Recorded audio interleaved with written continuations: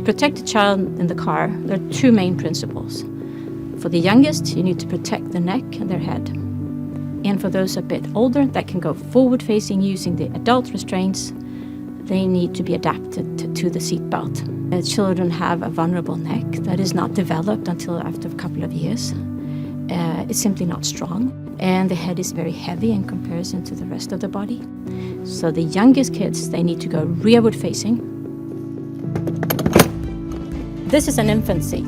This is typically the first seat that you use for the child's protection in cars. Rearward-facing, of course, to make sure to protect the child in case of a crash. Typically, this type of seat is used as long as you want to carry the child in the seat with you, up to approximately 1 year of age. When outgrown the infant seat, the child should use a large rearward-facing child seat like this one for the best protection. The child should stay in this type of seat up to age 4. When outgrown the large rearward-facing child seat and 4 years old, the child can use a booster. Either a booster cushion or a booster seat like this with a seat backrest. The child needs to use boosters until they graduate to the adult seat belt only, and that's approximately 140 centimeters, 10 years of age. When the first generation of airbags were developed in the 80s, they were really aggressive, and there were several severe accidents involving children, mainly unrestrained children. And this caused several countries to forbid children sitting in the front seat. The modern airbag is quite different from the first generation of airbags.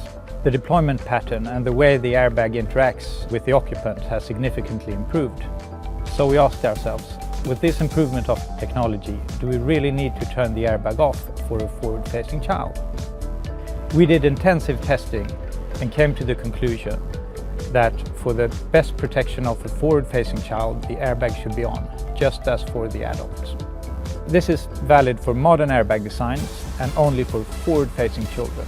So it's really important to understand that even with modern airbags, it's important to turn the airbag off if there's a rearward-facing child in the front seat. In the beginning, this may be a bit confusing, but Volvo has clear recommendations what is valid for your car. However, in a few years, it will be much easier since the new recommendation is much easier to remember. The airbag should be off for rearward-facing children and on for everyone else.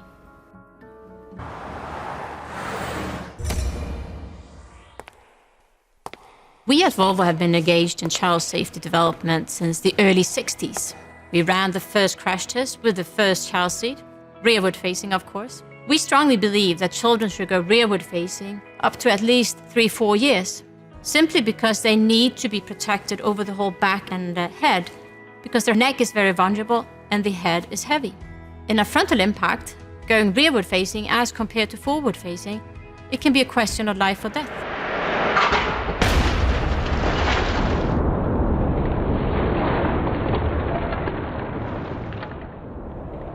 Comparing tests with a forward-facing and a rearward-facing child seat, we measure forces up to 7 times higher in the forward-facing child seat. Our latest child seats are the result of more than 50 years of experience and innovation. They ensure your child will always be as safe and comfortable as possible, and they are integral to our vision that by 2020, no one will be killed or seriously injured in a new Volvo car. We do this for your children's safety.